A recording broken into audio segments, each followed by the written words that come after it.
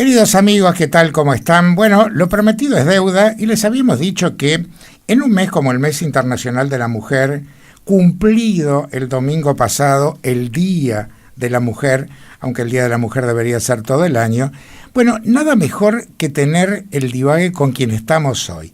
Bueno, desajuste de tiempos, no por culpa de la invitada, sino por esas cosas que pasan, hace de que Abel no esté con nosotros, pero para mí y para ustedes es un placer estar recibiendo a la señora Glenda Rondán. ¿Cómo está, Glenda? Muy bien, y buenas madrugadas a todas y a todos.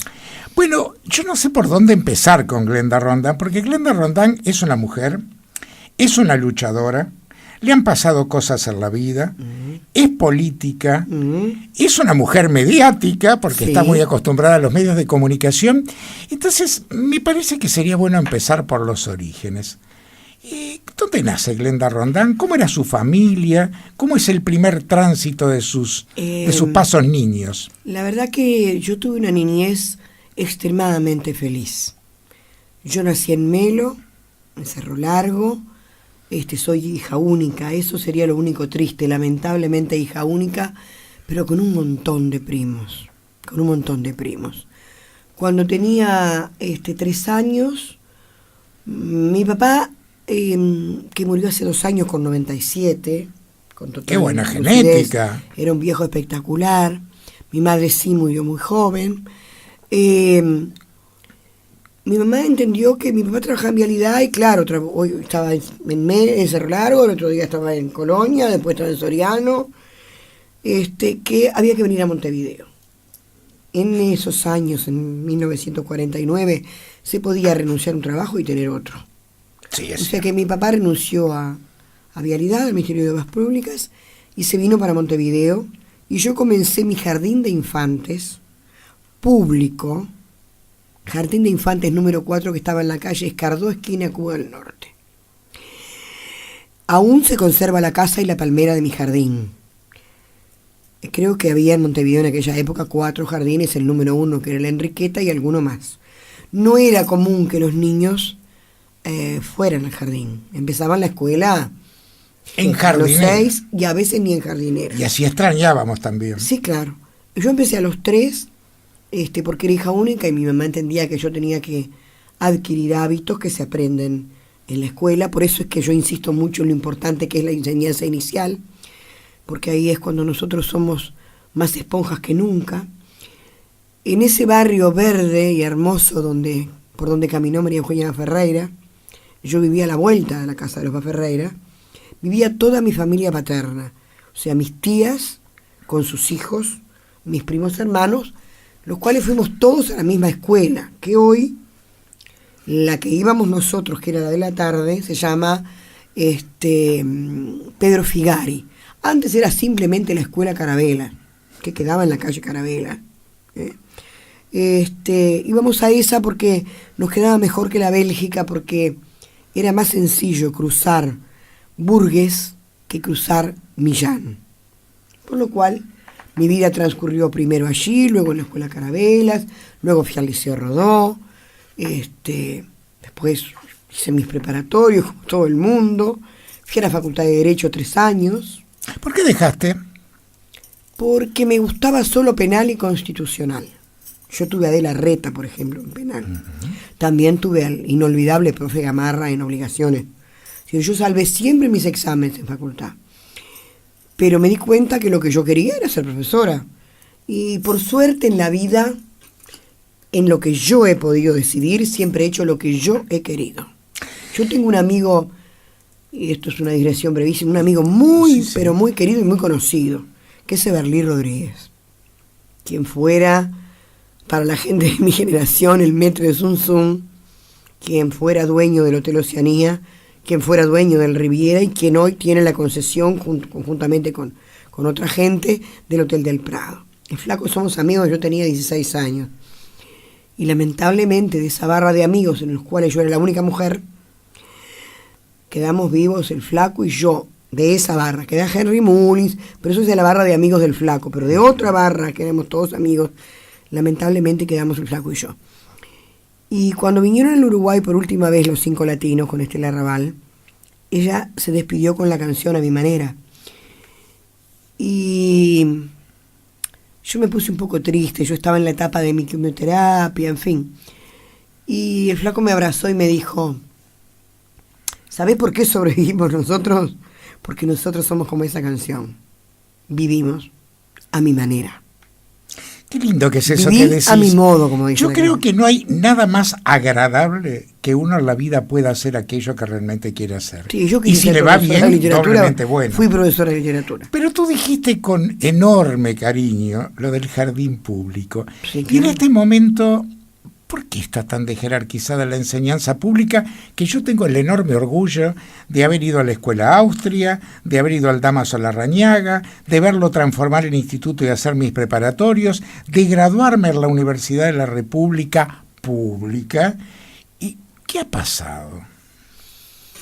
Bueno, yo creo que hay cosas para mejorar. Pero lo que ha pasado es que el mundo cambia. Y el mundo no cambia solo. Lo que cambia es la sociedad. Entonces, si la sociedad cambia, a veces para bien, a veces para mal, nosotros no nos podemos olvidar que este país, en este milenio, en lo que va de este siglo, sufrió la crisis económica peor que haya vivido el país en el 2002. Y esa gente que hoy está asistiendo a clases es la gente que era niño o que nació más o menos en esa época. Y lo que tú sabes mejor que yo es que en la vida intrauterina y en los primeros años de vida es absolutamente indispensable la alimentación, la atención, la estimulación temprana, etcétera, etcétera, etcétera. Todas esas cosas. Hubo familias que no lo pudieron hacer porque no podían, porque no tenían para comer. Entonces, obviamente, se empezó a arrancar de cero, no de cero, de menos, para arrancar de nuevo. Yo hice la experiencia de, siendo diputada, ir a las láminas, plena crisis, porque me parecía que había que dar la cara. Y volví a las láminas, en la campaña con Tabaré. Son otras láminas. Quiere decir que, si bien hoy tenemos problemas en la enseñanza, no los tenemos en todo el país, no los tenemos en todos los centros docentes, no los tenemos en todos los subsistemas. Ahí está, a mí no me gusta cuando se menosprecia la enseñanza miremos, por ejemplo, la pública. enseñanza técnica. ¿Y qué problemas tenemos en la enseñanza técnica? El problema que tenemos es que vamos a tener más locales. Pero aparte se ha jerarquizado, porque antes jerarquizado iba mucho. UTU, Entonces, el que no le daba la cabecita para otra pero cosa. la gente entendió siempre mal eso, porque yo fui docente de UTU mi vida entera. También en secundaria, pero mi vida entera en la UTU. Y en la UTU las exigencias en matemáticas y en física, por ejemplo, eran mucho mayores que en el liceo de pronto. Desde primer año tenían física. Y matemática, bueno, en el liceo también. Pero tenían literatura también. Y tenían exámenes obligatorios. Allí no había promoción en aquellas épocas.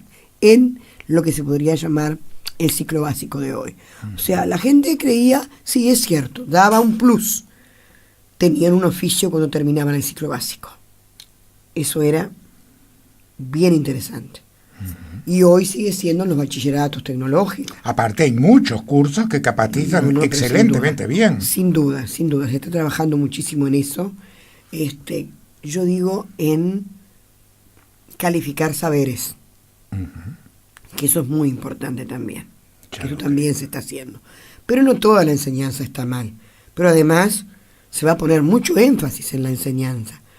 Ya hay gente. Me gustó mucho lo que dijo la doctora María Julia Muñoz, a la que mandamos un beso muy grande, porque con Marita nos conocemos del Casmo hace años inmemoriales y no tenemos un mutuo aprecio, de que todo se va a hacer dentro de lo legal, pero que hay cosas que hay que hacerlas rápido, que no se puede ir todo por la vía parlamentaria. Y no, habrá cosas que, eso lo sabrá la ministra, que... Pero tú estás muy cerca si de no, ella. no, sí, por supuesto, pero hay cosas que no necesitan, perdón, porque estoy re mal,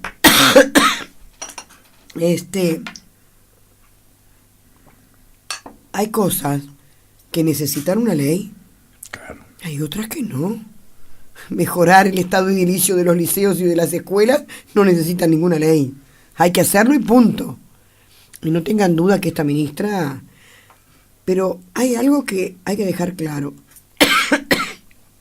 Ay, doctor, me va a tener que dar algo. La Constitución de la República establece que... No puedo seguir hablando. Tranquila. Vamos a decirles de todas maneras que estamos hablando con Glenda Roldán, una mujer por demás interesante. Que está con un catarro impresionante. Porque ella es docente. Y no fuma. Porque ella además ha sido edila, ha sido diputada, hoy por hoy es directora de los centros MEC, es decir, estuvo siempre en contacto con todos estos temas de los que estamos dialogando. Y hoy Glenda decía una cosa que quedó como al pasar, pero que es muy importante. Ella dijo, mi madre entendía que yo tenía que adquirir determinados valores. No, que adquirir hábitos. Hábitos. ¿Eso qué hábitos. tal? Porque la familia Los hoy está hábitos bastante se adquieren depreciada. en casa y los hábitos se adquieren en la escuela. Claro. Hay hábitos que se adquieren en casa porque, por ejemplo, el niño o la niña tiene que aprender que se levanta de la mesa, lleva su plato a la cocina, lo deja ahí si no tiene edad para lavarlo, y luego va y se lava los dientes.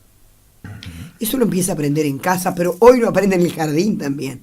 Primero se cepillan los dientes, pues tengo un nieto de 26 meses, o sea que estoy en plena etapa de aprendizaje, yo también, no viven conmigo, pero primero se lavan los dientitos sin pasta, ¿verdad? El hábito de guardar los juguetes. También. Juan, por ejemplo, cuando terminamos de pintar en casa y eso, él canta una canción que es a guardar, cada cosa en su lugar, sin tirar, sin romper, que mañana hay que volver. Y eso ya es un hábito que un niñito lo está escuchando desde que tiene 1 año en la institución en la que va Juan, que es una institución maravillosa, en Atahualpa, por supuesto. En Atahualpa. Ahí estamos un poco en lo que decías tú y que los médicos lo sabemos muy bien, que es esa etapa esponja que va del año a los 6. Exactamente. Que es una absorción permanente de lo todo bueno lo que hay y en de el lo medio. malo. Entonces, esas cosas se van a fortalecer muchísimo, pero no solo se van a fortalecer del punto de vista de los edificios, porque yo puedo tener edificios espectaculares, ahora si no tengo calidad en educación... El continente es lindo, pero importa el entonces contenido. También se va a mejorar en calidad de educación, porque acá las cosas no se pueden hacer de golpe. Hay gente que dice, ay, llevan tantos años de gobierno en tal o cual lugar. Bueno, el Frente Amplio y el Gobierno Nacional lleva 5 años, 10 años, vamos ahora por el segundo periodo de Tabaré. 15 años que todavía no se cumplieron, que recién empieza Tabaré su mandato, históricamente, sociológicamente hablando, no es tanto tiempo. Se destruyen poco y se construyen mucho. Sí, es tiempo en que hay que construir cosas y se han construido cosas. Porque tenemos más escuelas de tiempo completo, reconozcamos que eso no es un invento de nuestro partido ni de nuestro gobierno, que eso vino de antes, pero se han incrementado las escuelas. Pero está bueno mantener lo que está ahora bien. También, pero sin duda, también se han generado y creado las escuelas de tiempo extendido, que antes no había escuelas de tiempo extendido. Hay que trabajar mucho en la capacitación de los docentes, o sea, en la mayor capacitación, que nadie vaya a pensar que yo estoy diciendo que los docentes no están capacitados.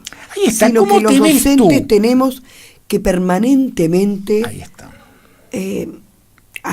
capacitarnos. ¿Cómo te ves tú, docente formada en otra escuela, en otro estilo, en otro país también? En otra ¿verdad? época. En otra época. ¿Y cómo histórica. ves los docentes de hoy? No es un juicio de valor de qué es mejor o peor, pero ¿en qué ha cambiado todo? Ni mejor ni peor, es diferente. ¿Y se comprendieron esas diferencias? Yo creo que lo que hay, por ejemplo, que antes no había, y eso lo viviste tú y lo viví yo, hay mucho más acercamiento del docente a los muchachos. Sí. Porque antes, El pedestal. el profesor Milicio Rodó tenía una tarima, todavía puedo ponerlo más arriba, ¿verdad? Yo, en mi época de docente, todavía yo tenía colegas que daban clase detrás del pupitre. Yo toda la vida di la clase parada y con el pizarrón, y como digo yo, hay que transpirar la camiseta para dar clase. Hay que transpirar la camiseta. Mi asignatura, no se puede concebir mi asignatura sin pizarrón. Bueno, a ti te conocen todos, pero vamos a decir cuál es la asignatura. Literatura. No se puede trabajar sin pizarrón. Y ahora hay muchos. Digo, yo ya en aquella época usaba los viejos long play. Para dar Machado usaba Serrat. Me venía el Sodre, que ya existía el archivo de la palabra, que ahora está remozado, espectacular, que los docentes lo pueden usar. Me venía a buscar, por ejemplo, la voz de Paco Espínola, la voz de Juana. Es decir, tenemos mucha cosa guardada que es patrimonio nuestro, que hay que transmitir a los chiquilines. Porque yo, por ejemplo, vivía a la vuelta de los Ferreira. Yo sabía dónde se sentaba María Eugenia a tomar grapa con el Pardo Chirico, con un sabato blanco y otro negro, para molestar a don Carlos, ¿verdad? Porque realmente uno en el barrio, Atahualpa es un barrio, donde todo el mundo se conoce, donde todos fuimos a la misma escuela, al mismo liceo, donde nacieron nuestros hijos, se criaron nuestros hijos. Digo, como que es un lugar, para mí, es mi lugar en el mundo, Atahualpa. Yo ahora no estoy viviendo en Atahualpa, porque mi casa era muy grande y ya no tengo más hijos en casa. ¿Pero lo sentís? Mis hijos, sí. Vivo muy cerquita, porque vivo en Carabela, cerquita de mi escuela. Sí. Pero extraño Atahualpa. Te falta el alma del barrio. Porque lo que pasa es que en Atahualpa, por ejemplo, la placita Atahualpa, que va a cumplir 100 años. La placita, nosotros no le llamábamos la placita Atahualpa, le llamábamos la placita del beso. Ahí íbamos con nuestros novios a la placita Atahualpa. Pero también antes fuimos a jugar a la placita Atahualpa y después llevamos nuestros hijos a jugar a la placita Atahualpa. Nosotros hacíamos de la vida. Parada en la placita Atahualpa cuando veníamos del cine mundial, de las matiné kilométricas que empezaban a las 2 de la tarde y terminaban a las 8 de la noche. Veíamos 3, 4 películas, llevábamos las bolsas de bizcocho, la Coca-Cola, todo, porque en aquella época Colette en caja no había. Entonces llevábamos todo eso al cine. Íbamos con todo eso, lo comprábamos en la panadería La Llave. Todo eso hacíamos. Entonces, mi barrio está en mi corazón. Ahora, yo amo Montevideo, ¿eh? He tenido la suerte de estar en otras ciudades del mundo y yo soy adoptada en Montevideo. Yo tengo una buena parte de mi corazón en Melo, en donde nací. Pero te adoptaron de chiquita. Sí, aunque mis padres no nacieron en Cerro Largo, mis padres nacieron en La Valleja. Mi papá en Pilar Ajá y mi mamá en José Pedro Varela. Pero yo nací en Melo y para mí, es el lugar en que nací. Yo voy a la iglesia de Melo donde me bautizaron, porque eso es una forma de rendirle homenaje a mi mamá. Siempre que voy por trabajo, por lo que fuere, yo digo, mi historia familiar es bastante divertida por parte del padre, porque el papá de mi papá era Cornelio Aparicio Saravia. Mira. El único ballista de esa generación, de la de mi padre, era mi papá. Todos sus hermanos blancos. Mi papá se hace ballista en el Liceo de 33, conjuntamente con su primo Julio César da Rosa, con Hierro Gambardella, con esa gente que es compañera de liceo. Que era gente ballista de avanzada. No, ballista. Yo no hablo de cosa que no es ballista. Ballista. Con Juan Luis Pintos, todos esos veteranos. Papá fue alumno de Leo Arroyo Torres, por ejemplo. Recordado escribano que falleciera siendo intendente de Montevideo. Fue profesor de mi padre, Ledo. Entonces, mi papá, para la edad que tenía, era un hombre con una educación interesante. Había terminado 4º año de liceo. Iban a caballo o en sulky al liceo. El libro de Julio César, que se llama Recuerdos de 33, cuenta de verdad las cosas que ellos hacían, que algunas eran non santas, en su venida al liceo. Papá se hace ballista. Parte de la familia de papá, primos, de apellido Olano, blancos también, quedan en Cerro Largo. Y una prima mía, segunda, muy querida, la doctora Walquiria Olano, es edila del Partido Colorado, fue la otra. Entonces en la familia, por parte de papá, era mi papá, yo, digo por orden de edad, y mi prima Walquiria, ballistas. El resto, blancos, ya después de la generación de nuestros hijos, vienen frente amplistas, blancos. ¿Y cómo surge tu pasión por la política? ¿Por la imagen de tu padre? No. ¿O porque, No, digo, no si bien sé? es cierto que yo lo acompañaba a papá a todos lados, digo, nosotros éramos una familia, somos muy familiares. Yo sigo siendo así con mis hijos y mis hijos conmigo y con las parejas de mis hijos. Pero nosotros, por ejemplo, íbamos todos juntos al estadio. Mi papá, mi mamá, mis primos, porque éramos de Peñarol y de Nacional, otra cosa no había. ¿Tú sos de? Nacional. Oh, qué pena. Sí, señor, soy Nacional. Mi papá era de Nacional, mi mamá era de Peñarol. Y mis primos estaban mezclados, pero la mayoría de mis primos, por parte de padres, son de Peñarol.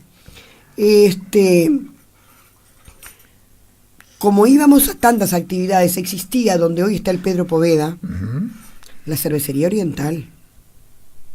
Nosotros el día 25 de diciembre, no el 24, que pasábamos todos juntos alrededor del árbol, nos íbamos toda la familia esa, que era la cervecería oriental, que para los nenes había malta, había mesas, uno debía comprar la bebida, pero llevaba la comida. Pasábamos hasta la madrugada las familias del barrio allí. Y se cantaba, se bailaba, era muy divertido. ¿Fuiste muy feliz en esa época? Sí, yo fui feliz, muy feliz hasta hace 10 años. Después vamos a hablar. Muy feliz, muy feliz.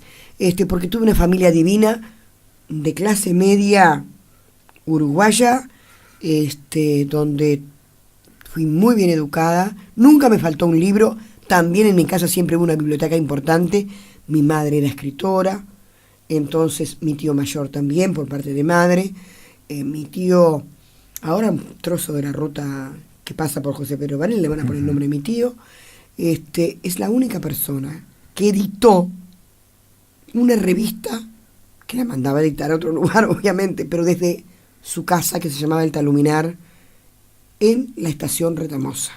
Mira. Y nosotros hacíamos todo juntos. Y obviamente, ese tío mayor mío era cívico, porque eran católicos. Vinieron los vascos, o sea, mis abuelos, por parte de madre, vascos. Aunque mi abuela había nacido en León, pero mi abuelo era vasco. Entonces venían con toda esa fe católica, en fin. Y vamos a la misa del gallo, por ejemplo, y cenábamos después. Veíamos los fuegos artificiales del Club Delta, que no existe más en Atahualpa.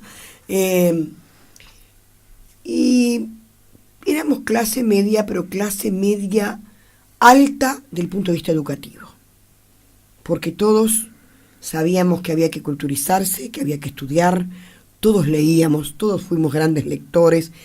De noche había reunión de lectura, una vez por semana familiar. Mirá. La hermana mayor de papá era maestra. Ahora en este momento tengo una prima que se está yendo el 15, que hace 45 años que vive en Madrid. Mi prima Lilian, que es más chica que yo, eran las más chiquitas de nosotros. Y nos juntábamos todos y bueno, apenas aprendíamos a leer, que aprendimos siempre antes a leer. 3 años todos nosotros sabíamos leer. Todos leíamos. Cada uno llevaba algo para leer y para compartir con el otro. También había alguna lectura religiosa. ¿Y ese es un hábito que se ha perdido? ¿Por qué la gente no yo a mis lee hijos ahora? Les leí siempre. Y cuando aprendieron a leer, por ejemplo, hay una tradición familiar, mía es esa. A mí mi mamá me regaló cuando yo tenía 8 años El Principito. Un emblema. Entonces, capaz que era más grande, pero yo a mis hijos, a los 3 les regalé el Principito a los 8 años. A mis nietos, Matías, que tiene 23, y Micaela, que tiene 18, y vive en el Mar del Plata, les regalé el Principito. Ahora Juan tiene 26 meses. Cuando cumplí un año, compré un Principito, se lo dediqué, lo guardé y se lo di a la madre. Le dije, por las dudas, porque mi nieto tiene que tener su Principito. Pero está destinado a los 8 años. Está destinado a los 8 años. Glenda, si no llego a estar, se lo van a tener que dar igual. ¿Ingresas a la política? ¿Cuándo realmente te haces si era por mi activista? Bueno, yo iba con papá a todos lados. Como iba al estadio, iba a todos los lugares. O sea que yo iba a los lugares de militancia. Y yo me enamoré de algunas personas. Por ejemplo, muy niña. Me enamoré de Hierro Gambardella, por ejemplo. Un gran orador, profesor de literatura también. Me enamoré de Alba, perdidamente. Y me enamoré de Luis Valle. Ahí está, te iba a preguntar, la figura de Luis Valle, que justamente yo ahora el doctor Julio María Sanguinetti ha escrito un libro sobre él, muy buen libro. Un poco poniendo en el primer plano a alguien que fue una figura importantísima desde que asume la presidencia hasta que muere muy joven en el año 65. Y él tenía 63 años cuando murió. Yo lucía mi escarapela de la 15, los comunistas Chapa 15, ¿no? Claro, los comunistas. Cuando en el año 66 voté por primera vez con todo orgullo, ¿no? Qué generación esa, ¿no? Sí. Don Luis era un hombre, tenía un magnetismo impresionante. Con solo sus manos movía multitudes. Por algo su monumento es como él, ¿no? Exactamente. Yo me enamoré de esas personas. También de Selmar, pero más adelante. Y empecé a militar, a tener una obligación en la elección de 58, la primera que perdimos. Mi papá me dijo si yo me animaba con un plan circuital, llevar la gente que llegara a su central. Mi papá coordinó la zona, en aquel tiempo no eran comunales obviamente, eran procesional electoral, la 22. Si bien vivíamos en Atahualpa, papá coordinaba el Cerrito, y acá te hago una pequeña digresión que es para mí hermosa. Mi papá tenía en esa central de la 22 en lo que se llamaba propio, Soy Valle y Ordóñez y San Martín. Esquina cruzada había una enorme central de la 90. Allí estaba Gonzalito, un hombre encantador, más chico que mi papá, pero amigo y compañero de mi padre del sindicato del transporte, quienes escapaban por los techos en el año 52, en aquella huelga general impresionante, que el transporte, o sea, mi padre de hecho estuvo 2 o 3 años fuera de Andé, porque no los volvieron a tomar, porque mi padre es tesorero del sindicato. Y Gonzalito y mi papá escapaban por los techos. Y ellos se cruzaban y tomaban mate, y en cualquiera de los dos lugares, ya fuera en el de la lista 90 o en el de la lista 15. Cuando llegaba el momento del escrutinio, mi papá en su circuito cuidaba los votos de la lista 15 y los de la 90, y Gonzalito los de la 15 y los de la 90. Un buen pacto. Pero no termina ahí la historia. Mi hijo, el mayor, fue al colegio con el hijo más chico de Gonzalito. Cuando yo llego a la Junta Departamental la primera vez, el hijo mayor de Gonzalito era edil. Mira. Cuando yo soy edila por segunda vez, con el interregno en que soy diputada, el hijo de Gonzalito era el director de turismo de la Intendencia. Ahora es el director de Carnaval y Eventos. Lo va a hacer hasta mayo, porque luego va a ser mi subdirector, Fernando Mira González. Tú, pero qué lindo. Es una qué historia de vida esta. preciosa, que creo que todos deberíamos tomar el ejemplo de Gonzalito y Rondán, de mi viejo y el viejo de Fernando, que ponían por encima otras cosas. ¿Existen esos viejos ahora? No, existimos, entre otras cosas, las mujeres. ¿Qué es o qué era la bancada femenina?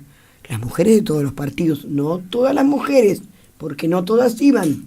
Iban cuando había que sacarse fotito, pero las que arrancamos con eso fuimos Margarita Perkovich, Beatriz Argimón y yo, que fuimos las fundadoras. Se agrega Daisy, se agrega Mónica Xavier, se agregan otras mujeres.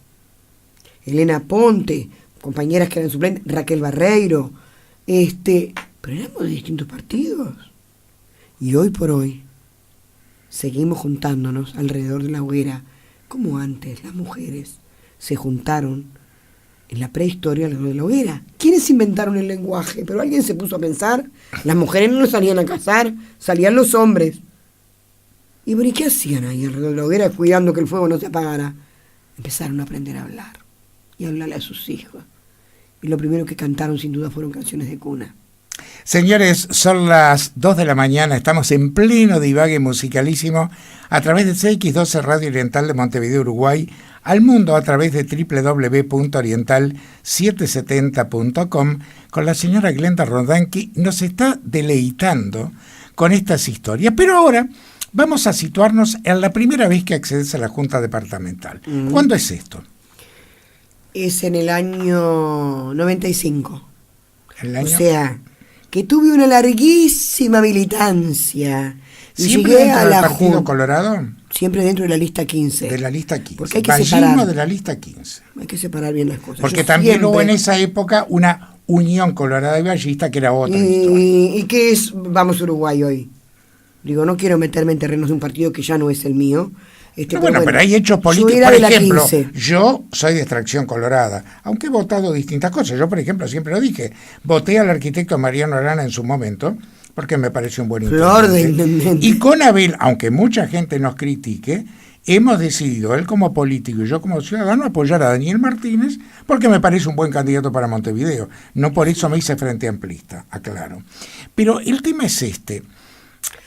Pero, a ver, vamos a hacer declaraciones. Los partidos no pueden Justo perder ahí, su esencia. Justo ahí. Uno no es para ser frente amplista, no deja de ser lo que es ideológicamente. Los socialistas son socialistas y son frente amplistas. Los comunistas son comunistas y son frente amplistas. Yo soy ballista y soy frente amplista. Bueno, ahí Y viene no el soy la gran única. tema.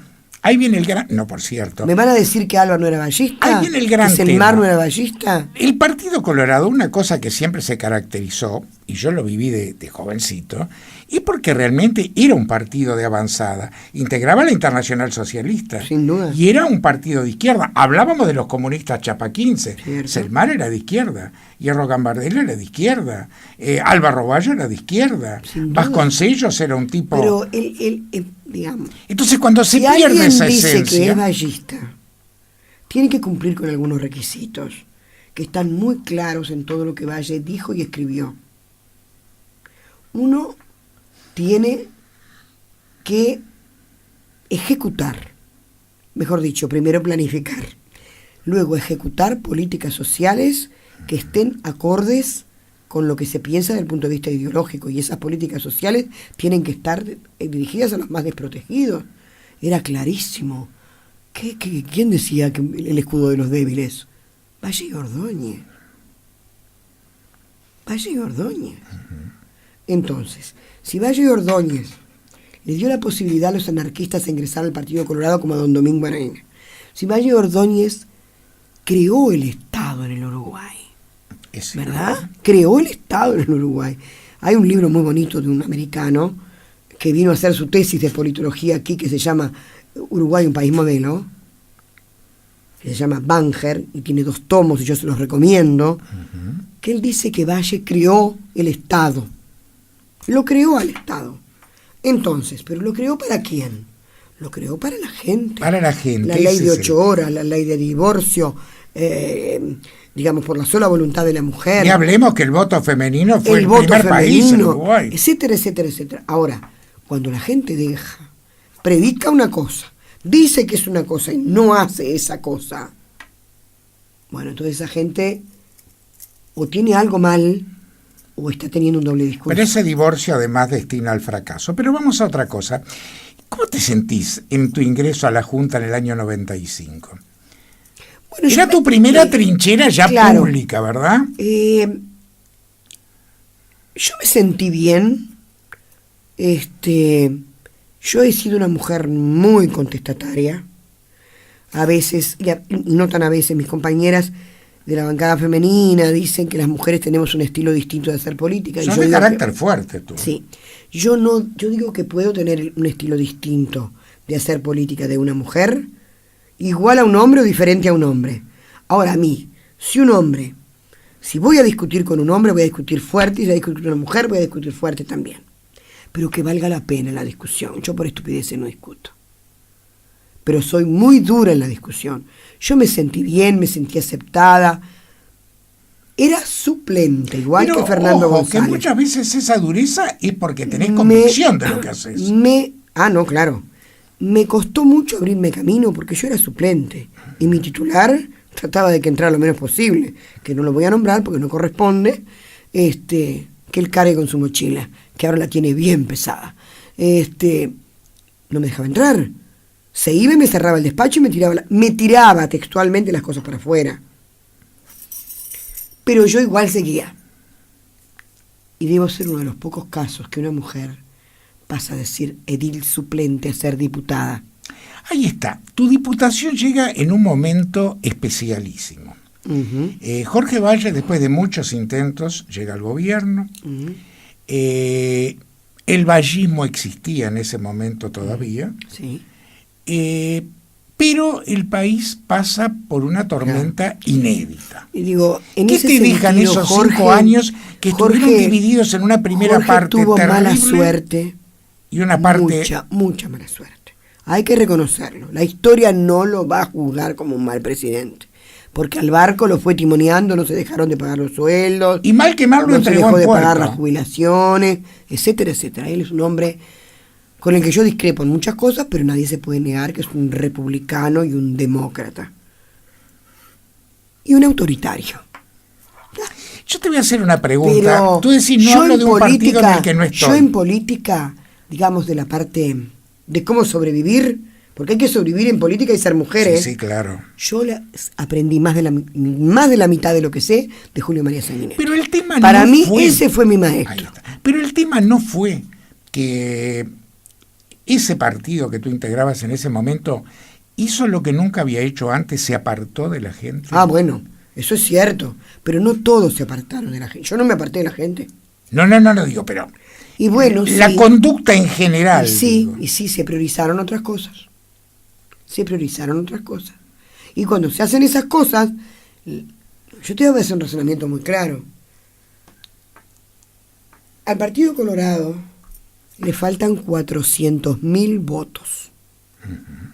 Digamos que 100.000 se murieron. Pero 300.000 se corrieron. 300.000, ¿tú te piensas que están en el Partido Nacional? No. Lo voy a decir con todo Los vallistas, lo digo con todo respeto, no votan a los blancos. Lo voy a decir con todo respeto esto. El Partido Nacional están en este el país frente, ha sido siempre segundo del Partido Colorado, segundo del Frente ahora no Amplio. fue segundo, tercero fue el Partido Colorado. El Partido Nacional, segundo del Partido Colorado en su época, segundo del Frente Amplio ahora. ¿Cuál era la estrategia para ganar el Partido Colorado? Montevideo y Canelones, con muchas intendencias blancas. ¿Quién gana Montevideo y Canelones hoy día? Frente Amplio. ¿Y de dónde surgieron esos votos? ¿Generación espontánea? Pero es lo que yo te digo, los vallistas votan vallismo. Uno vota ideas y también vota hombres, porque yo digo que hoy yo en el Frente Amplio soy independiente, pero soy de Tabaré a morir. Te voy a hacer una pregunta que la podés contestar o no. Yo siempre puedo contestar. Es difícil. Glenda Rondán, ¿qué le gusta más? ¿El estilo Tabaré o el estilo Mujica? El estilo Tabaré, siempre lo dije. No tengo por qué. Yo reconozco en el Pepe a un gran luchador, a un gran líder. Fue una figura que supo llegar. No, sin duda. Tal vez como a ninguna en las últimas épocas le guste a uno o no. No, pero no es que el Pepe no me gusta. Tú me preguntaste cuál estilo. Yo creo que fue un buen presidente, que tiene una sensibilidad por todo lo que es social que realmente conmueve. ¿Pero qué tiene igual Tabaré que Vázquez para que te guste más ese estilo? Bueno, porque quizás yo soy de la vieja época en que un presidente es la institución presidencia de la República. Entonces, me está representando a mí, que soy frente amplista, pero está representando a los blancos y a los colorados, entonces tiene que seguir una línea para representarlos a todos. Y que quede más o menos, no digo en el pensamiento, en las actitudes, en una línea intermedia. Para mí, y no debe ser solo para mí, Tabaré ha sido el hombre más votado en la historia de la República. Bueno, eso lo dicen las cifras. No lo estoy inventando yo. Aparte, un Es caso un hombre muy curioso. extremadamente inteligente. Porque un hombre que no fue diputado, que no fue senador, que no fue ministro, debuta como intendente y es el único intendente que salta a la presidencia. Y que lo hace 2 veces. 2 veces. Y yo creo que la gente... ¿No crees que en este momento se precisaba un estilo sobrio nuevamente? No, eso no lo sé. La gente fue la que decidió. Y si la gente decidió, es decir, que le gusta el estilo de... Bueno, si era Frente Amplista, en la interna tenía 2 opciones, o Constanza o Tabaré, ¿verdad? Eligió a Tabaré. Bien. Digo, podía haber tenido otras opciones el Frente de repente de alguna otra candidatura, pero no surgió. La propia Lucía decía, mi pollo es Tabaré. Yo siento una gran admiración por Lucía. Yo con Lucía fui compañera 5 años en la Junta y 5 años en la Cámara de Diputados, compartiendo las mismas comisiones. Lucía es una mujer inteligente, solidaria, leal. Lucía jamás va a hacer un planteamiento político sin antes avisarte. Mirá que voy a hacer tal cosa. Jamás va a ser eso, Lucía. ¿Qué fue lo que te convenció para dar el paso? Me imagino que lo meditaste, que bueno, fue fruto de un proceso. Yo tenía un problema. Yo venía teniendo un problema ya ideológico. Y lo iba llevando como podía.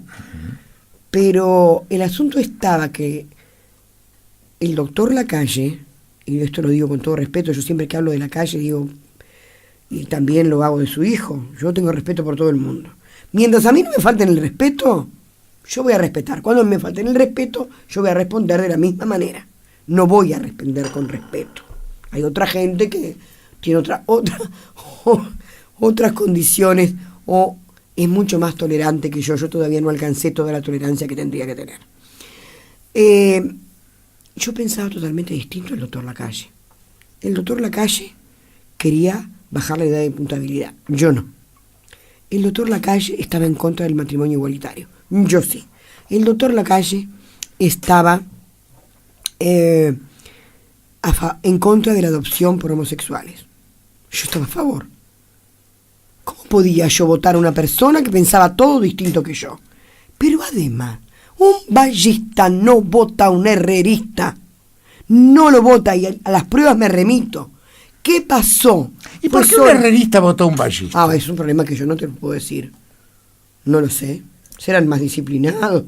A pesar de que siempre decían que se iban para las cuchillas. Pero me parece que los que se iban para las cuchillas eran los blancos independientes. Aunque Herrera también se fue a las cuchillas. Toda una figura. Me refiero a don Luis Alberto de Herrera, ¿no?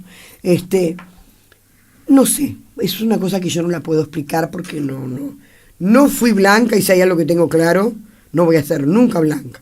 Y he convivido con blancos la vida entera, con mis primos, con mis tíos, algunos de ellos ediles en el interior, un primo diputado, Quintino Lano, se da.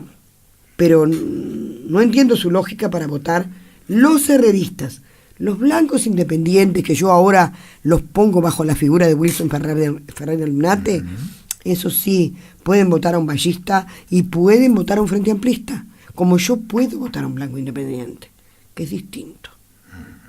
Ahora... No el herrerismo tradicional. No. Digamos. Glenda, en el momento actual tú sos directora...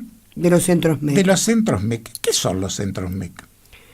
Bueno, yo creo que uno de los grandes logros de los ministros de Cultura de Brovetto acá, los centros MEC son una idea de Brovetto y alguna gente que trabajó con él, como por ejemplo el arquitecto Recalde, creo que Roberto Elizalde también, es la verdadera descentralización de la cultura.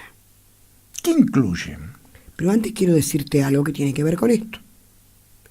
El primer descentralizador después de Artigas en este país fue Valle y Ordóñez. Los vallistas tienen que ser descentralizadores. Por eso en la Junta yo levanté la manito por la descentralización. El resto de mis compañeros en la Junta no la votaron. Yo sí. porque yo soy descentralizadora. No quiero un país con una cabeza enorme, macrocefálica, como Montevideo. Yo quiero descentralizar. Entonces el Centro MEC es la descentralización de la cultura. ¿Por qué? Porque tenemos 125 en el interior del país. Y allí tenemos 2 coordinadores departamentales. Ellos se manejan en el país. Tenemos profesores, tenemos animadores. Y la comunidad se apropia y comienza a generar una sinergia que termina, por supuesto, en el ministerio, porque el ministerio es el sostén de esos centros MEC. Y algunos quieren tener clases de guitarra, pero otros querrán candombe y otros querrán taller de literatura, pero a su vez otros pedirán espectáculos, otros querrán promocionar los artistas de su departamento, los artistas locales. Otros quieren que a veces vaya gente de Montevideo, pero la más diversa actividad cultural se desarrolla en los centros MEC. O sea, que abrió el espectro. Exactamente. Se llegó a lo de la cultura para todos. A mí todos. me encantaría que pudiéramos hacer ahora, además de generar más centros MEC, pero hacer un intercambio departamental. Es decir, que Tacuarembó. Pensé en Tacuarembó porque pensé en los Benavides y en el profe Benavides, pero supongamos en Tacuarembó que traslademos escritores de Tacuarembó a La Valleja o a Rivera, por decir, y viceversa. Que traslademos cantantes, que hagamos ese tipo de cosas para que no solo se conozca nuestra gente en Minas y Abril, o en los festivales que hay en Durazno, o en las aparcerías en Tacuarembó. Hay gente valiosísima en el interior. Tú sabes que la primer maestra afrodescendiente que hubo en el Uruguay nació en Artigas. Mira. O sea, el interior es riquísimo. Y Montevideo, la cultura en los Montevideo, se está perdiendo toda esa riqueza. Y a su vez no estamos haciendo la devolución que como gobierno tenemos que hacerle a la gente. Porque la gente en el interior también paga impuestos. Uh-huh. Es esa gente la que solventa nuestros sueldos. Y nosotros tenemos que responder a la gente. A lo único que tenemos que responder es a la gente. Existimos por la gente. Somos por la gente. Dado tu característica de docente y tu forma de ser, ¿crees que este es el cargo ideal para ti? No puedo decir si es ideal. Digo, desde el punto de vista personal, ¿no? Porque no sé si lo voy a hacer bien porque recién empecé. Lo que sí sé Pero tenés muchos que planes. voy a poner toda la fuerza, toda mi inteligencia, al máximo, a lo que dé, a lo que tenga, todo mi corazón, porque también hay que ponerle corazón. Yo tengo un equipo que quedó, que no lo traje yo, espectacular. Somos mujeres. Es decir, yo tengo un equipo de dirección en el que somos todas mujeres, salvo Fernando, que es el subdirector. Todos son profesionales universitarios, porque hoy hablamos de un país donde ya los universitarios no son hijos de universitarios. Estoy dando un ejemplo, yo no soy universitaria, los docentes no somos universitarios, mis hijos todos son universitarios, y los 2 más chicos tienen 2 carreras universitarias, como si una sola no les alcanzara, pues tienen 2. Y por ejemplo, mi hija es muy divertido. Tiene 2 bachilleratos, el biológico y el humanístico, porque es licenciada en enfermería, nurse, como le dice todo el mundo. Uh-huh. Y es socióloga. Mira. Y el otro es más cercano, es licenciado en diseño gráfico y ciencias de la comunicación. Bueno, ahora vamos a ir a temas importantes y puntuales, porque acá estamos descubriendo a Glenda Roldán. Ahora, realmente, persona. Para redondear el tema de Tabaré, yo creo que Tabaré es un hombre que va a continuar la obra de la izquierda en el gobierno. Tiene las cosas bien claras.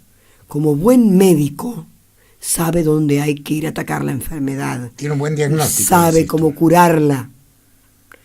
Y es un hombre, además, que sabe ejercer el mando sin ser autoritario. Y un presidente tiene que venir a mandar, no con autoritarismo, pero tiene que venir a mandar. Yo recuerdo algo que decía en su espacio político el doctor Alberto Scavarelli, que lo decía antes y lo dice ahora, por supuesto. En el sillón presidencial hay lugar para uno solo. Uno solito. Y ese es el que manda. Y esa es la soledad del poder. Porque este país es presidencialista. Ahora, el tema es que casi ningún presidente ha estado solo en el poder. Depende de quién se rodee ese presidente. Y yo creo que Tabaré está muy bien Él fue rodeado. muy expeditivo, por ejemplo, en el nombramiento de su Consejo de Ministros. Sin duda. Y tuvo varios Sin aciertos duda. en varios ministerios. No vamos a hablar de eso. Sí, porque yo ya se hablo de la tarda. mía, que es una excelente... Tú sabes que más allá de tú ser una lo vuelvo a excelente repetir, persona, que yo dije que a Marita la es quiero una mucho. mujer Todo el mundo tremendamente decía, ¿por qué ejecutiva no si en el y muy No, inteligente? Porque para este momento de la educación, yo creo que ella puede ser Esa una gran mujer ministra. sabe lo que quiere, sabe a dónde va. Y además, ¿cómo no va a saber si integró los consejos de la Universidad de Educación? Totalmente. Sabe, Marita. Además, aplicó la cuota, cuando se han nombrado los consejos de concentrados, aplicó la cuotita. En muchos tenemos 2 mujeres y un hombre. Muy bien. Bueno, Glenda, vamos a ir a varios aspectos. Primero, la participación de Glenda Rondán como una de las fundadoras. Estuvo acá Jenny Escobar hace un par de semanas.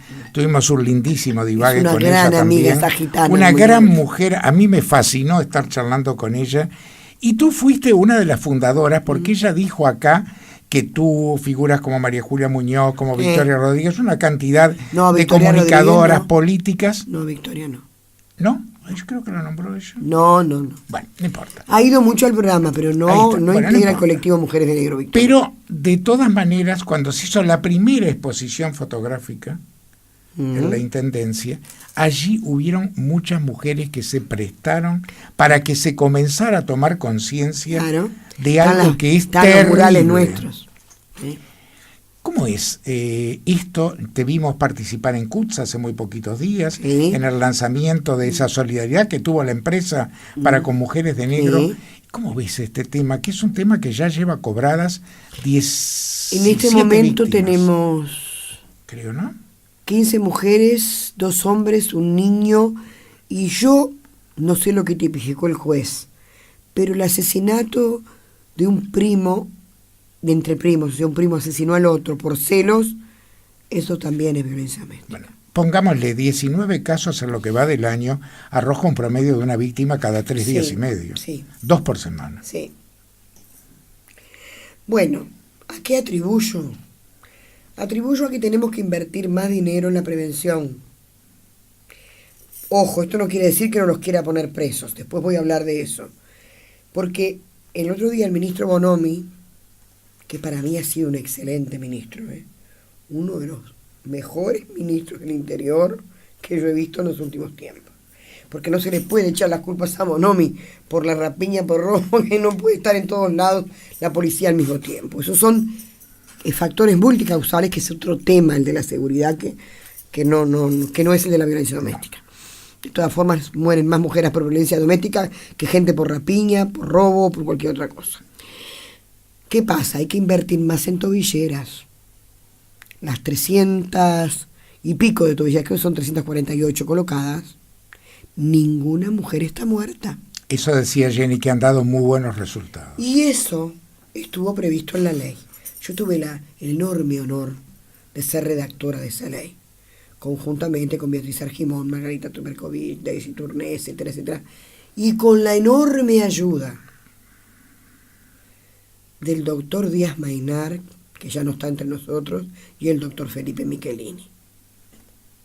Porque daba la casualidad que las mujeres de la Comisión de Equidad y Género, que fuimos las que redactamos la ley, salvo Argimón, que es escribana, y Raquel Barreiro, que también es escribana, el resto no teníamos formación en leyes.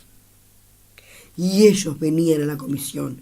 Y otro que no me lo quiero olvidar, porque era miembro de la comisión, Pablo Mieres, porque todo el mundo se olvida que Pablo, entre otras cosas, además de sociólogo, además de politólogo... El otro día lo jorobaban porque decían, ¿por qué no usa el título de doctor? Es abogado, no, pero además es doctor en sociología. Claro. Es abogado, Pablo. Es abogado, Pablo. Es abogado, Pablo. Buena incorporación para el Senado, gran compañero. Y se lo merece. Sin duda se lo merece, y es una gran persona y un gran compañero, a quien yo quiero muchísimo, y tengo la versión de él que mucha gente no tiene. fue director de la carrera de mi hija y profesor de mi hija. Lo tuviste bien cerca. Así que lo conozco bien a Pablo. Entonces, hay que invertir ahí. Ahora, la violencia doméstica existió siempre. Lo que pasa es que antes, crimen pasional. ¿Por qué hay más muertes ahora? Porque el mundo, el planeta Tierra, está más violento. Está más violento. No es un germen del Uruguay este. La violencia doméstica es una pandemia. Es una pandemia. Entonces, obviamente, a que se iba a ver la misma violencia que tú ves de repente en un partido de fútbol. Bueno, esta es la violencia tipificada por suerte como delito doméstica y va en aumento. Ahora, ¿con qué terminamos esto en el tema de violencia doméstica? Yo voy a decir una cosa fuerte, pero es lo que yo pienso. Es a título personal de Glenda Rondán, no tiene que ver ni el gobierno, ni el Frente Amplio, no, ni las mujeres de negro. Glenda Rondán. Yo, para los hombres que matan por violencia doméstica, quiero cadena perpetua. Por lo menos por un tiempo. Que después se pueda rever esa reforma del Código Penal. Quiero cadena perpetua. Y para otros delitos, como la violación, como para el que trafica prostitución infantil. Que se está poniendo tan de moda. Quiero pena de muerte. Pena de muerte no, jamás quisiera pena de muerte. Quiero cadena perpetua.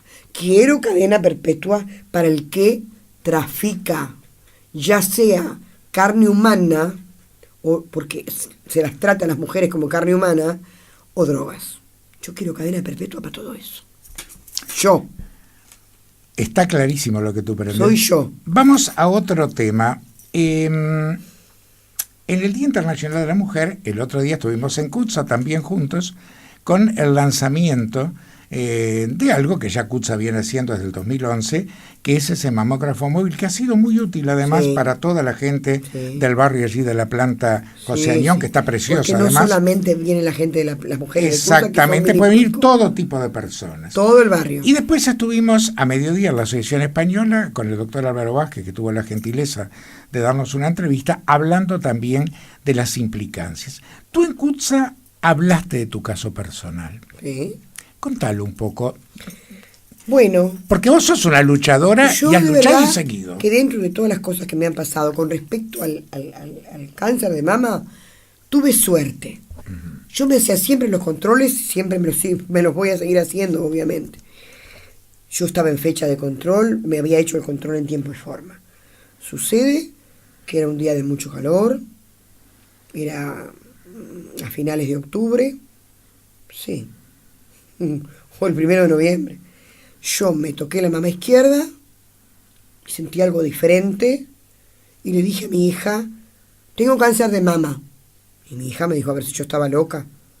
No, tengo cáncer de mama. Y bueno, yo fui a mi ginecólogo, fui inmediatamente, es decir, me comuniqué con Tabaré y me dio Tabaré. En una semana se me hicieron todos los estudios y me operaron. Me operó un maestro, el doctor Estellano. Me iba a operar primero Fole, no sé qué, pero jamás cambiaría a Fernando Estellano por nadie. Me operó Fernando. Tenía un tumor que medía 15 milímetros y me había avanzado hacia los ganglios. Cuando el resultado de la biopsia del tumor, después de yo operada y todo lo demás, todavía no habíamos empezado el proceso de quimio porque había que ver la naturaleza del tumor, a ver qué requería y cuánta requería. Me voy a acordar siempre lo que me dijo Tabaré. Me dijo, Glenda, el tumor era muy chiquito, pero era muy agresivo. Y le digo, ¿y si era mío, cómo querías que fuera? Salió como la dueña. Hay cosas que yo recuerdo, por ejemplo, cuando me hacen la mamo, viste que cuando no anda bien la mamo te hacen una eco. Me la hace también un médico espectacular, el doctor Febles. Me empieza a hacer la mamo, la eco, y yo veía que daba vueltas y vueltas. Y le digo yo, hermano, no des tanta vuelta, tengo un cáncer de mama. Entonces él me dijo, sí. ¿Te animás a hacerte una punción ahora? Le digo, sí, hay que hacer todo lo que haya que hacer. Me hace la punción. Que dicho sea de paso, mujeres, una punción en la mama, por lo menos hecha con febles, no duele. El famoso arponaje. No duele. Claro. Me hizo la punción y bueno, tenía cáncer de mama.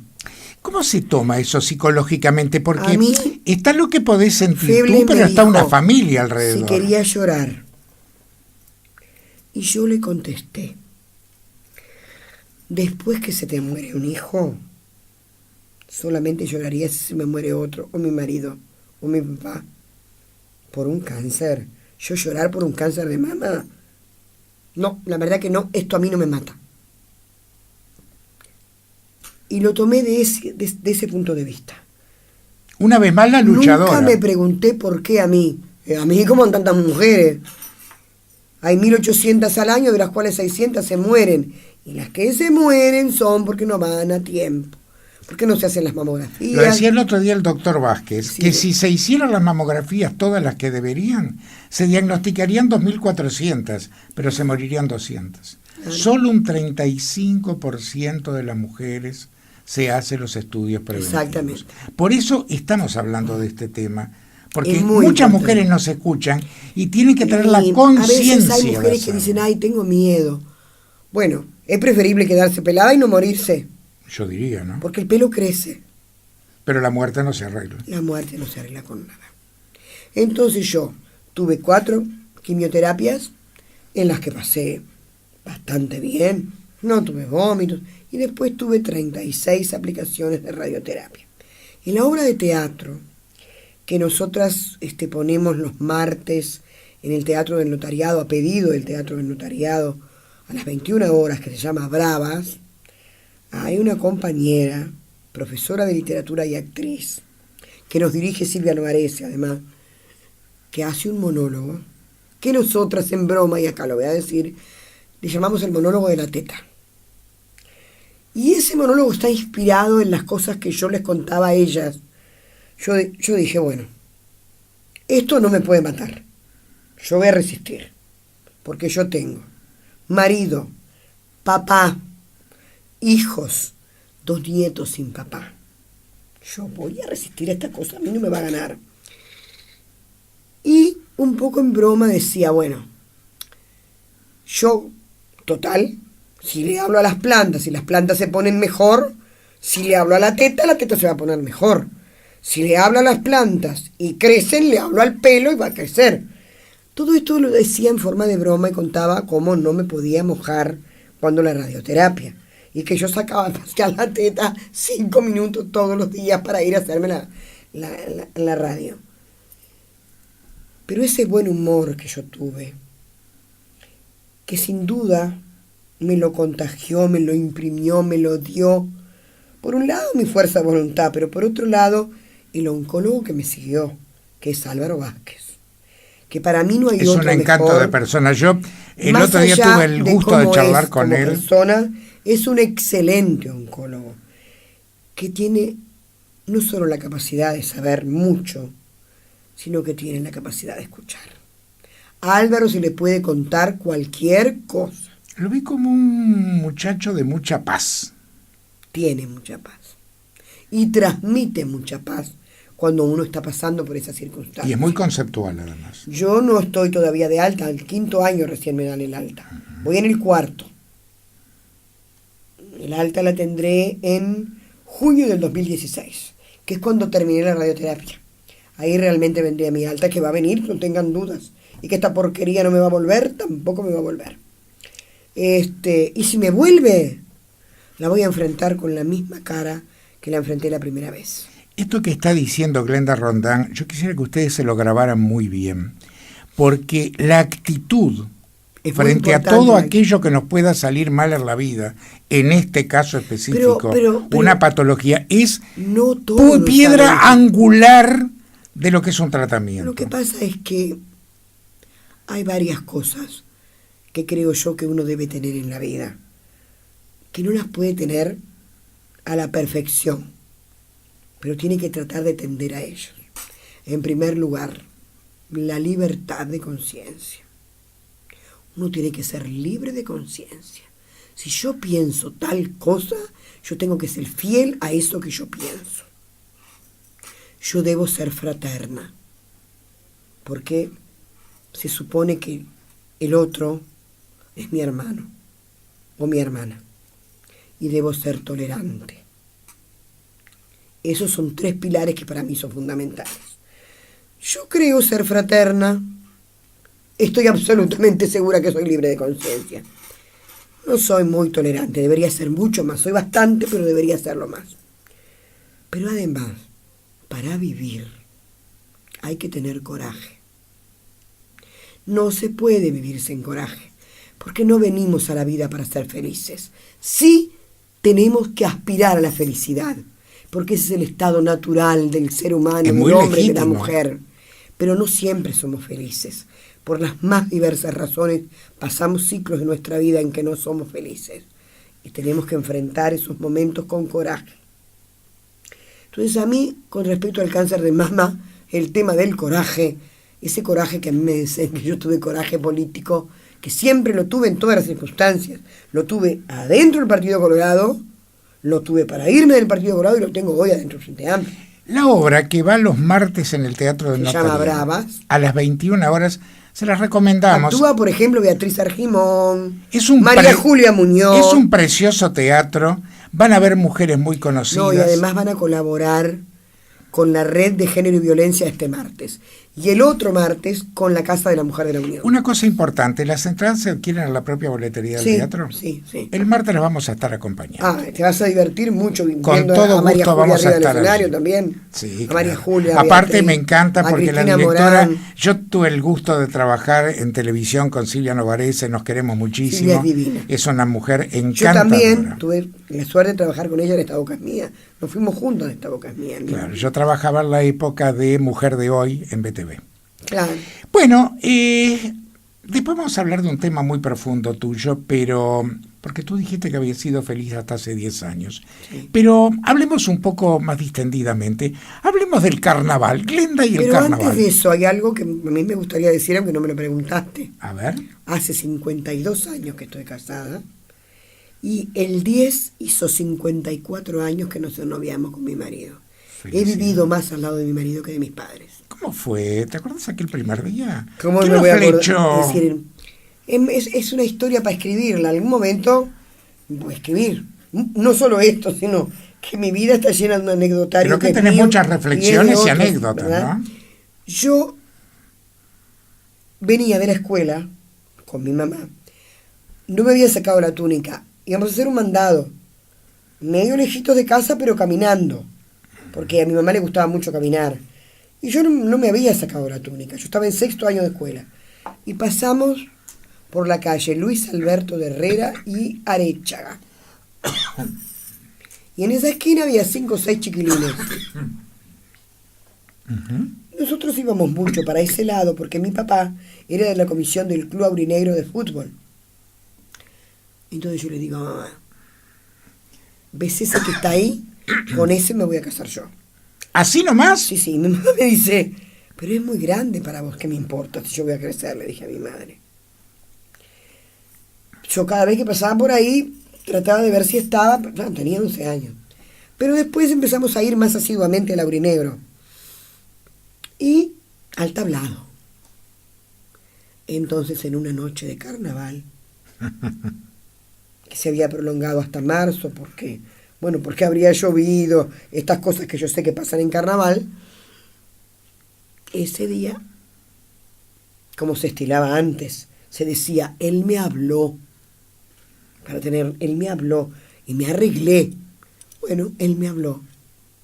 Una noche espectacular de marzo, un 10 de marzo, y yo me arreglé. Así que siempre supiste que era el hombre de tu vida. Tenía. Sí, siempre sentí que era el hombre de mi vida. No me enamoré nunca más de otro. Nunca supe que me hubiera engañado, porque si sé lo reviento y lo he hecho. Porque digo, si yo no lo hice, él no tampoco lo haga. Yo siempre le decía lo mismo, mira, si yo me enamorara de otro, que es una cosa que le puede pasar a cualquiera, el primero en enterarte sos tú. Lo único que reclamo es lo mismo. Porque te puede pasar. Bueno, felices 54 años. 54. Qué lindo es escuchar esa historia. Sí. A uno le hace pensar, ¿verdad? Porque a veces... Mi primer hijo nació cuando tenía 21. A veces los matrimonios... Me matrimonios... casé cuando iba a cumplir 17. Porque un día, en el almuerzo, mi hijo Gabriel, tendría 14 años, ahora tiene 34, me dijo, mamá, ¿vos te casaste embarazada de Hugo? No, digo, en mi época no se usaba. Digo, Hugo nació 4 años después de que yo me casé. O sea que era todo reglamentario. Bueno, más o menos reglamentario, pero no embarazo. Bueno, te preguntaba, Glenda, ¿y el carnaval? ¿Ya tenías la pasión por el carnaval? Porque se te declaró en un tablado. Sí, porque cuando nosotros vinimos del interior, en la esquina de Escardó y Burgues había un tablado. Uh-huh. Ahí sigue habiendo, ahora es un pub, pero antes era un tipo almacén de campaña, porque era almacén y bar. Que la primer mujer que entró como chofer a la Junta Departamental es la nieta del dueño de ese boliche. Mira. Yo la reencontré a esa nena porque yo era amiga del hermano en el barrio. El hermano era un poco más grande que yo. Yo le decía, tu hermano es la cosa más bonita que había en el barrio, de niños, ¿no? Y Natalia, un beso Natalia, y te voy a llamar para que escuches, porque siempre recuerdo a Natalia en la junta con muchísimo cariño. Entonces, me sentaron arriba del tablado junto con todos mis primos. Antes los nenes nos sentábamos arriba del tablado y nos quedábamos quietitos. Y bueno, nos daban panchos y cosas nuestros padres, porque ellos se sentaban en mesas, se ponían mesas. Porque la gente del barrio contribuía para el tablado, porque había concursos de tablados. A ver, nuestro tablado ganó muchas veces un tablado que hacer una escenografía con el mismo, con papier maché, sí. Que lo que se hacían los cabezudos en aquella época. Y había, yo decía un señor, un muchacho del barrio, que salía en Asaltantes con patente. Ese día, con 4 años, me hice hincha de Asaltantes para siempre. Mira. Esa es mi murga. Soy carnavalera de siempre. A veces hay gente que dice que el carnaval no es cultura y está muy lejos de la realidad. El carnaval, ¿la cultura popular qué es? Pero obvio, pero hay gente que no cree en la cultura popular. Cultura es la ópera. Cultura es todo. Cultura es esto. Para mí cultura es todo. Pero además el carnaval en el Uruguay es la mayor expresión de cultura popular. Pero hay otro detalle importante. Y conglutina multitudes. Sí. Y tú vas al tablado, o voy a más lejos, al teatro de verano, que es una enormidad de público. Repleto. Nunca roban. Nunca hay una pelea. Y hay hinchadas, entre comillas, pesadas. Sí. Que cada murga o cada parodista, nunca pasa nada. Yo me levanto, dejo mi cartera ahí, porque voy a hacer alguna cosa que tengo que hacer. Nunca pasa nada. Todo bien. Somos miles y miles de personas ahí adentro. Entonces el carnaval, para mí, tiene, el condimento de que me lo viene un tablado, pero además me encantan las murgas. Esta vez mi murga no se llama Asaltante, se llamó Timoteo, le fue mal, pero para mí tuvo el mejor director y arreglador, que es Martín Angelini. Pocos como Martín. Pero venía de 2 victorias. Un completero como Bello. Venía de 2 victorias, me hizo con nombres distintos. Bello, cuando ellos no sabían que yo era hincha de Asaltante. Me hizo un cuplé que hasta imitaron exacto un taller que yo tenía. Una peluca rubia. Yo me reí tanto porque ellos hicieron las cosas con mucho respeto, ¿no? Se puede hacer humor. Está bueno eso. Con respeto. Y después soy la madrina de los Zíngaros, que es el segundo año consecutivo que son campeones en su categoría. Glenda, tú dijiste que habías sido feliz hasta hace 10 años. Y además, porque esto lo quiero decir, porque para mí es un honor, soy miembro de lo que se llama el Consejo Elector. Exacto. El Consejo Elector está integrado por 3 personas nombradas por la Intendencia, 3 personas nombradas por DAEPU. Por DAEPU está Hugo Ligroni, es parodista, un hombre que me enseñó de carnaval, que ni se sabe, Carlos Nípoli, que es el secretario de DAEPU, y el Bocha Pintos, que es el de Bola 8. Por favor, ¿quién no lo conoce? De los Pintos, o sea, esa era la banda, ¿verdad? Es toda la familia. Exactamente. Bueno, mi ministra toca el tambor en entonar. Claro. Digo, Canela es una comparsa que yo conozco desde que era una adolescente también. Y por la intendencia el señor José Coso el señor Andrés Tulipano, que hoy es el presidente del jurado de carnaval, pero además escribió los textos de Bravas, Andrés. Bueno, además ha hecho obras No, de hay gran éxito teatral. Hay en 17 países que se están representando obras de Andrés Tulipano. Sí, sí. Y Las novias de Travolta, una española, la pasó a narrativa que no tiene desperdicio. Y te lo dice una profesora de literatura. Me reí tanto, la disfruté tanto, me la vi en el teatro. Pero llevada a la novela es descacharrante. Y Andrés tuvo la enorme generosidad de no cobrarnos y regalarnos ese texto. Mira. O sea que, bueno, formó parte de ese consejo lector. Y También. eso también es parte de tu vida. Bueno, Eso. tú decías que eras muy feliz hasta hace 10 años. ¿Qué pasó hace 10 años? Va a ser 10 años en junio que murió mi hijo mayor. Hugo era pintor. Lo normal es que uno lleve a sus padres. Sí. Lo contrario sí, es durísimo. Es antinatura. Mira, tú te das cuenta que si tú no tenés padre ni madre, sos huérfano. Si tú perdés tu compañero, sos viuda o viudo.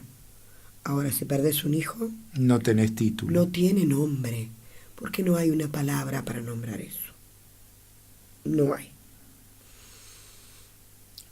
Mi hijo Hugo, está bueno hablar de Hugo hoy, porque el 14 cumpliría, o para mí cumple, 48 años.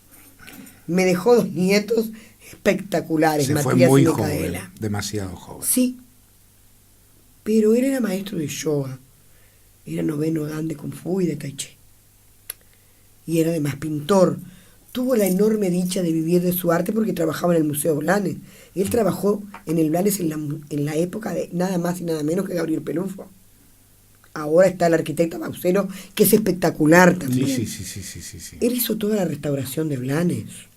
Había comenzado a restaurar las cartas de don Carlos Baferreira, que se estaban poniendo feas. Incluso él se escribía con Einstein, por ejemplo. Y él, en Bellas Artes, tuvo la fortuna de ser alumno de Eleno Hernández. Caramba. Fue alumno de Randonea, fue su director en Randonea. Javier Alonso también fue su maestro. O sea que tuvo unos maestros. Él tiene más de 100 cuadros que están algunos, la mayoría están guardados en el Blanes. Esos 38 años que vivió, fue un hombre feliz. Tuvo 2 hijos espectaculares. Tuvo un primer amor con el que vivió 10 años. Se divorció. Se había enamorado de una mujer más joven que él, mucho más joven que él, más chica que la hermana, porque yo estuve embarazada 10 veces, perdía los embarazos. Entonces, Hugo le lleva a Gabriel 13 años y a Alejandra 15. Y su pareja de aquel momento era menor que Alejandra, o sea que era 16 años menor, 17 que Hugo.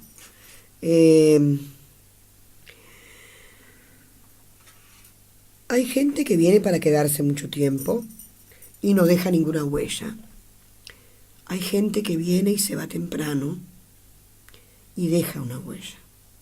Porque yo cada día que va pasando me voy encontrando con más gente que me habla de mi hijo. Porque fue alumna en Mundo Afro, por ejemplo, de yoga o de tai chi o de lo que fuera. Mi hijo daba clases gratis en el botánico de tai chi, porque él decía que un maestro de Kung Fu tiene que dar en algún momento gratis. Es importante que haga alguna de las disciplinas gratis. De todas maneras, por todas estas cosas que yo diga, eso no deja de causarte.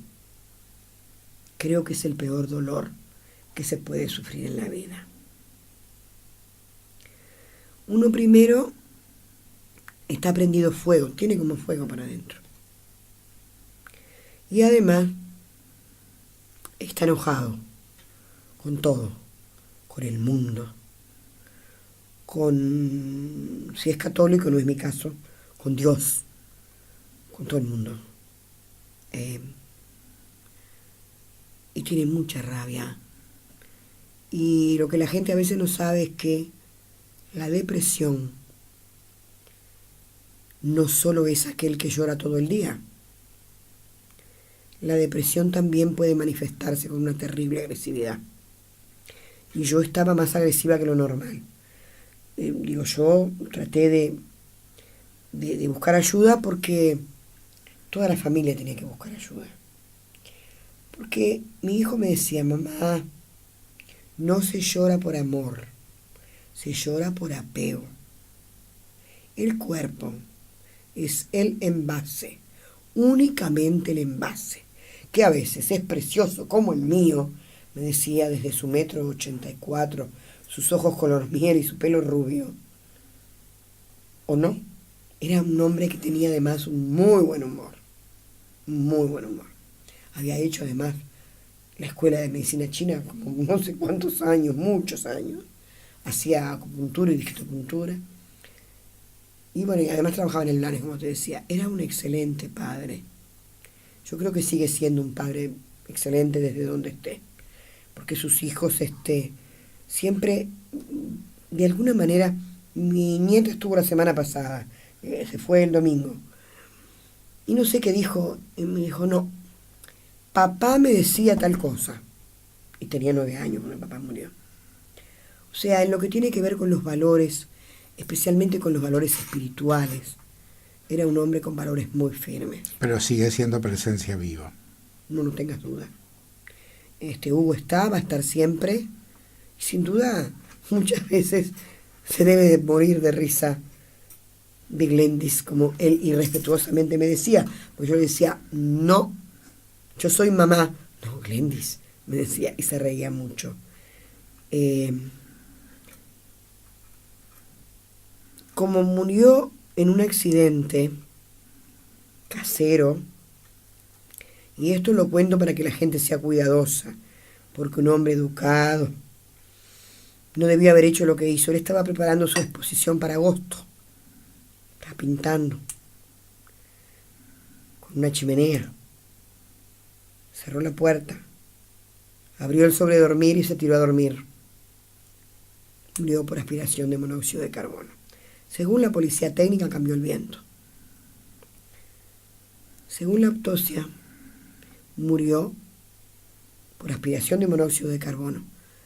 Dentro de todo, quien le hizo la autopsia fue un amigo mío, el doctor Willy López. Y me dice en aquel momento, Glenda, esto se llama la muerte dulce. Él se murió dormido. Simplemente se durmió. Se durmió. En aquel momento me podías decir que se había muerto bailando. Sí. Para mí era... Hoy, como él siempre decía, lo que llegó es la paz. Como yo no tengo cuentas pendientes con él, no me quedó nada pendiente. Sin duda me quedaron pendientes cosas para charlar, para discutir. Él, como decía yo, nació frente amplista. Quizás le hubiera gustado verme en este nuevo rol. Me está viendo igual. Seguro. Pero hubiera sido de una gran ayuda. Bueno, Gabriel se hizo frente amplista antes que yo también. La falta de un hijo es para toda la vida. La falta de un hijo es como haber perdido una parte de uno mismo, porque realmente es una parte de uno mismo. Uno lo engendra. Y mi hijo, como todos mis hijos, fueron engendrados en el amor. Y ese mismo amor se le dio en tanto convivió con toda su familia. El amor que siguen teniendo Gabriel y Alejandra, que tienen Matías y Micaela, que tiene Juanu. Pero yo siempre digo que Juanu llegó a mi vida como un sanador. Juanu tiene 26 meses.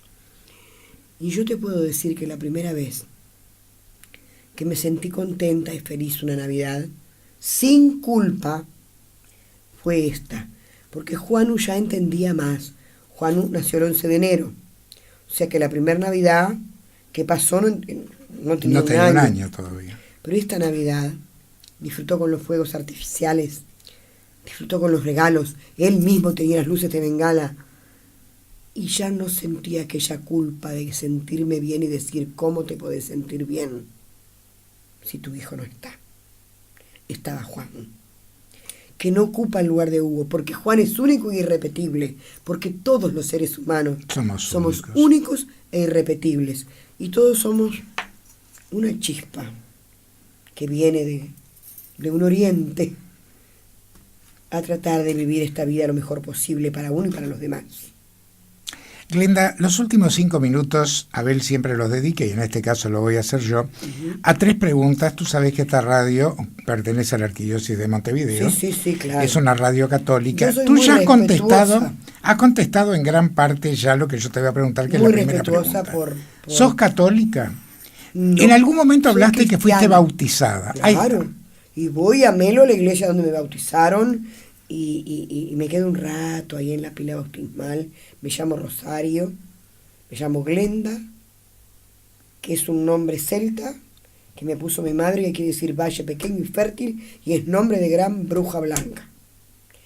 Me llamo Eulalia, como todas las mujeres de la familia de mi padre, desde Portugal para acá. Mi abuela paterna nació en Santa Victoria, lo que pasa es que la apuntaron en Lascano, pero nació en Santa Victoria de Palmar. Eulalia de las Bellas Palabras, quiere decir, y del Rosario, porque mi madre era devota de la Virgen del Rosario. Mi madre decía que no bastaba con ir a misa, había que dar testimonio de vida cristiana, que eso era ser católico, que no bastaba con, como ella decía, observar las fiestas de guardar.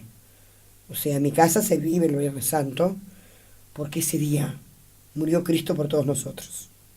¿Tú sos cristiano? Sí, sin lugar a dudas. Glenda, y también creo en Dios. Correcto. Glenda, ¿y qué pasa? Porque bueno, Glenda un día, como yo, como todos, un día se va a ir. ¿Qué pasa después de? ¿Qué crees que pasa después de? Yo no soy solo cuerpo, yo soy como Cristo. Perdón, vamos a entendernos, por favor, no interpreten mal.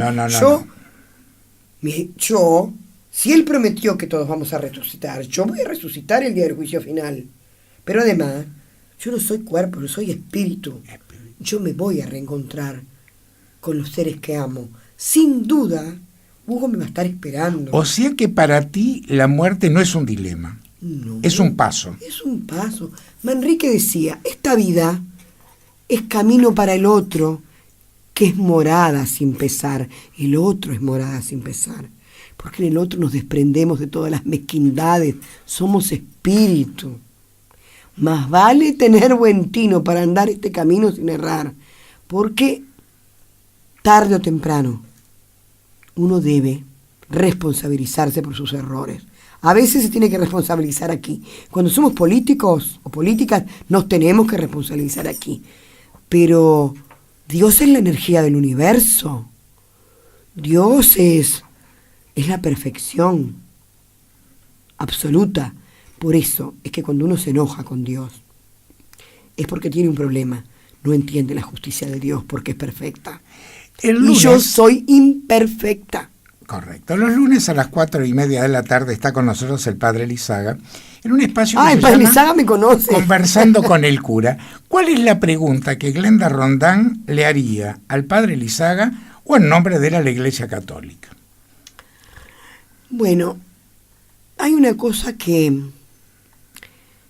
a mí me preocupa de la Iglesia Católica. Creo que en el Uruguay ha habido un cambio brutal. Bienvenido, Cardenal Sturla, porque es un salesiano, es un educador. La Iglesia debe ser educadora. No me estoy refiriendo a la educación, nadie vaya a interpretar que estoy hablando que quiero impartir religión en las escuelas. No. Yo soy ballista, lo cual separo claro. La Iglesia del Estado, pero la iglesia es educadora en valores, y él es un educador. Martín va a generar cambios en la Iglesia en el Uruguay, como el Papa Francisco, en toda la Iglesia. Pero hay algo que a mí me cae mal. Yo tengo amigas divorciadas que son católicas, se casaron otra vez y no pueden comulgar.